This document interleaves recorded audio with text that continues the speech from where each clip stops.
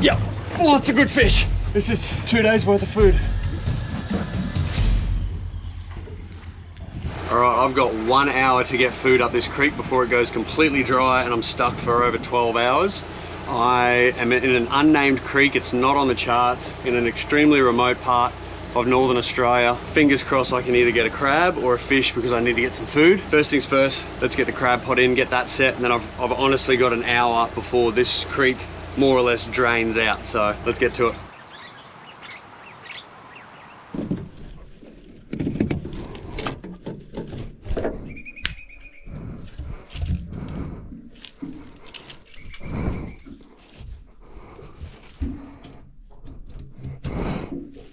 Oh, look at that. That's where the crab pot's going. Right here. All right, I'll see you in an hour.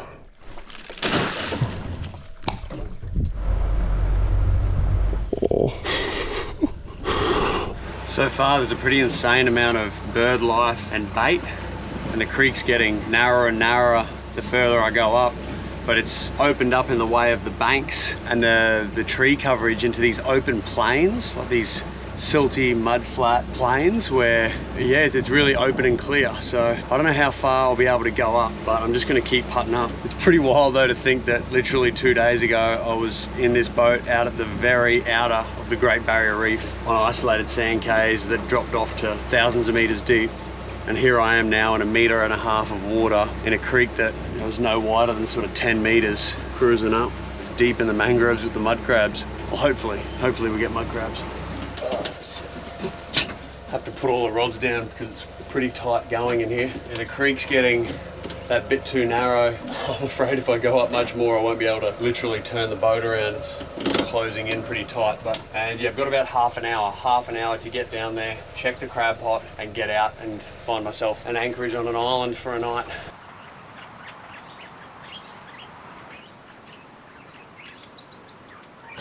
Let's check this pot. Oh, reverse. Normally I'm leaving a crab pot in for 4 to 6 hours, like a tide cycle, but I've only had it in for half an hour. I got a gold spot cod and a small crab. I'll put it back in. I've got 30 more minutes. I'll throw it in a slightly different spot.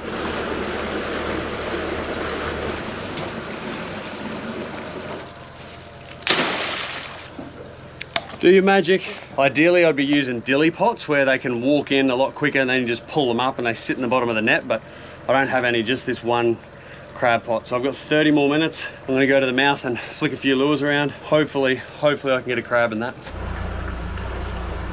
So here's my little hot tip of the day. Don't go pulling in a crab pot out of the mud onto your bed. But it'll all be worth it if I get a feed of crabs for dinner. Oh no! Oh, it was a salmon. It was a salmon.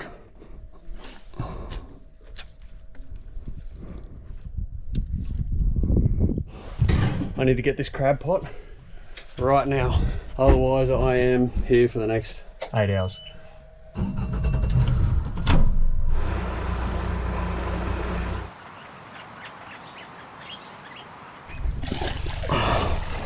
Come on. No, come on. Oh, nothing else. Oh. See ya. My pot wasn't in long enough. It was literally like 40 minutes or something. Like I said, you want to keep them in for 4 to 6 hours. Bugger. A little bit disheartening as I need to get out of this spectacular creek right now.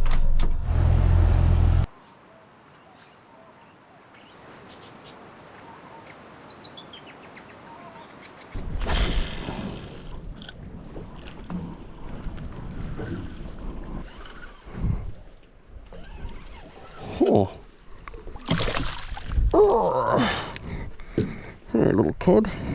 Nice little golf pot.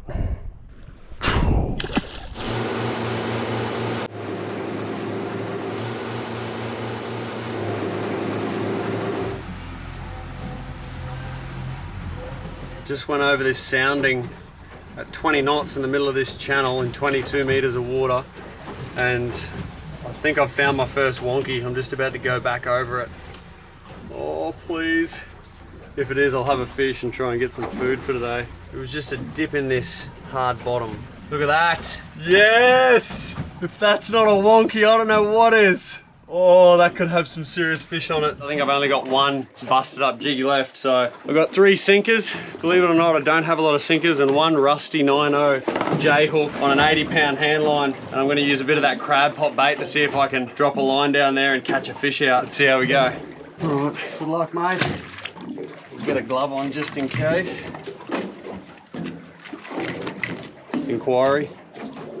Inquiry. Yep. Yep. That's a good fish. That's a good fish. Please be what I think it is. Please be what I think it is. Oh, you're kidding. How do I get this in the boat? Ah, this is 2 days worth of food. Oh, have a go with that fish. Oh, that is unreal. How's that for a largemouth nanagai? Fuck, on the hand line on a tiny bit of fish wing. There you go, largemouth nanagai. One of the most sought after fish in the entire world. Probably 4 or 5 kilos. That's lunch, that's dinner. And I might even salt a bit of it as well to have for the next couple of days. I can't believe that, eh? There'd probably, honestly, like another 20, 30 fish down there. I'd be surprised if anyone's ever fished that before. Unreal. Takes the pressure off for a feed anyway.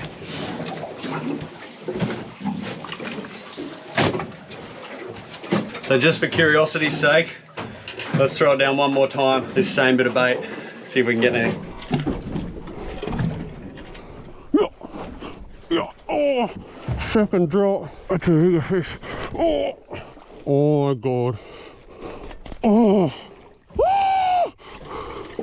Oh.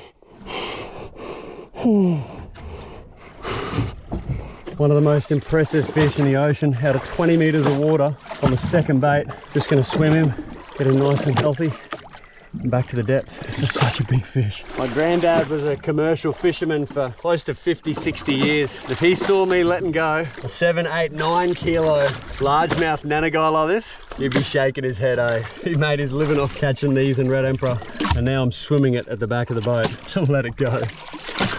How times have changed, eh? Oh.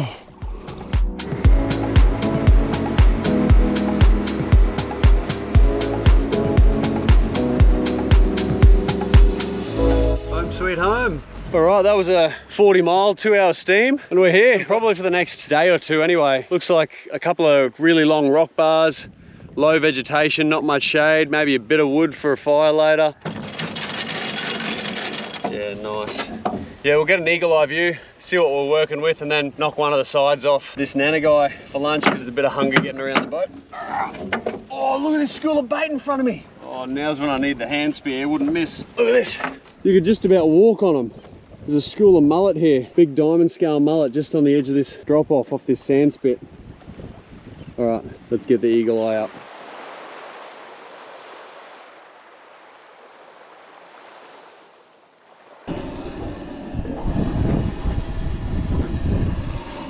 Alright, this slab this beautiful fish out. Also, if you've been watching the series, you'll notice I'm running our B2B Jack and the Bear knives. You can jump on our website if you want to buy a set of knives. They're going to last you forever. I've been absolutely thrashing this.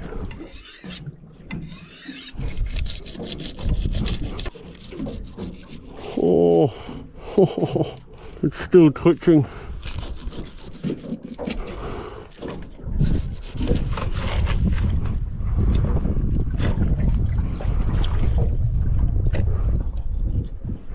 That is perfect.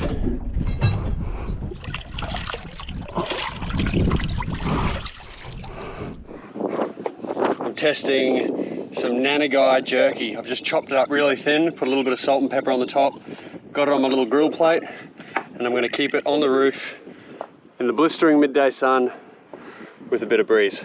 See how we go. Thought I'd try a couple of different ways. I got the hand line strung across the back of the canopy, and I've got thinly sliced pieces of the nanagai. And then up on top deck, I've got the sun option and a fair bit more wind. I think this is going to be more successful. I just got to kill this one fly.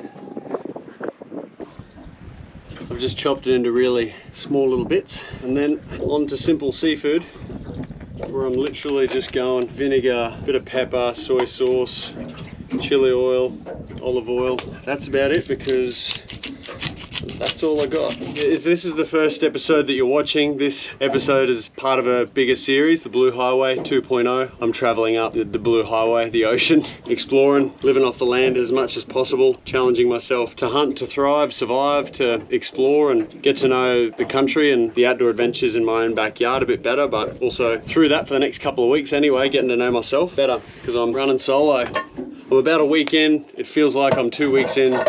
Perception of time is changing. Overall though, I'm thoroughly enjoying it. Simple seafood, I'm gonna leave that cook for about 15, 20 minutes. I'll show you how I store the other half of this fish. So it's a pretty high-tech system I got here. I've got a coffee bag that I got from our coffee shop in Alarish. It's called The Pocket, at The Pocket Alarish on Instagram. And here's the Nana guy. There's dinner on the other side. And I'm throwing this in the ocean, getting it nice and wet with that cool ocean water. And then I'm wrapping it up like a Nana guy for Christmas. Wrap it up and keep it in the shade. And that is my refrigeration system. Really hoping this works, because if it does, it means I can keep one larger fish instead of having to rely on every day catching 1 or 2 smaller fish, but we'll see how we go. I'm gonna have this feed anyway, and stick around because we'll go check out this island. We'll go and throw a few poppers over this reef as well.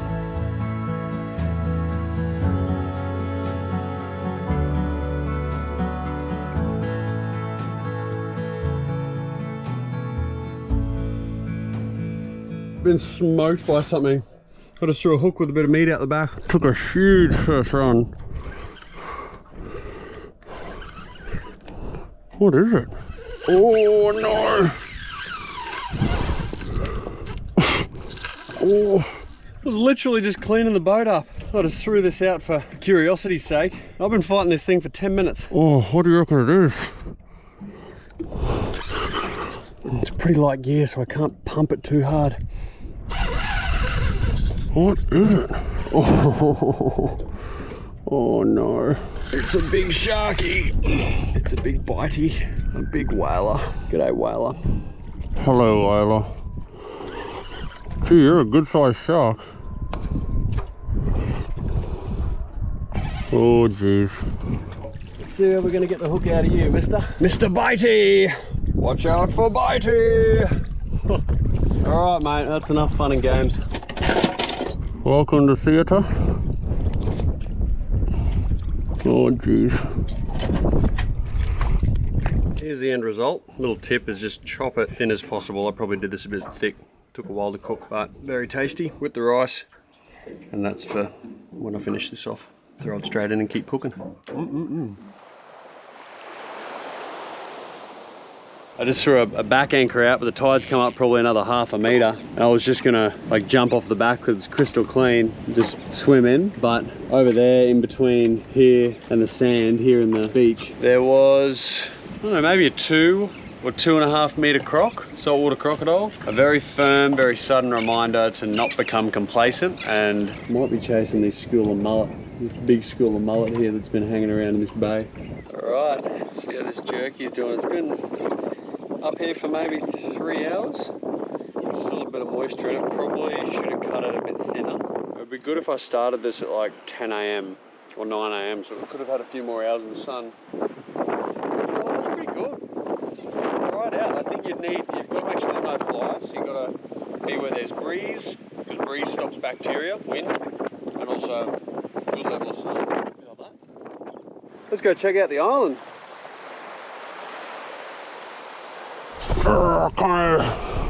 I do not want to swim. So this croc before was sitting about here, about 3-4 meters off this sand spit, off here on the bottom, looking for turtle or fish, or...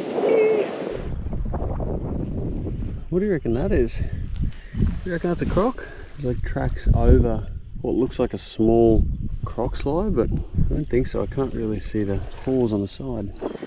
First cool bottle find of the trip. Japanese whiskey bottle featuring coral growth and a couple of little barnacles. Wow, there's thousands of these little birds here. Oh, and over the other side too, all on this weather-facing side. They're all just packed up. Oh, look at them. Holy, that's awesome. Looks like the bank's getting eroded on this weather side. Hope the island's still here in 100 years, getting proper eaten away. Bugger, it's cracked. Still pretty, eh? Now if that's not symbolic of the issues our oceans face in the way of plastics and pollution, I don't know what is. Fucking pretty sad, eh? And there's just a reminder to whatever small way you can in your life, make changes to use less single or low-use plastics. We'll do our bit, what we can anyway. To be fair, this is one of the cleaner islands I've been on.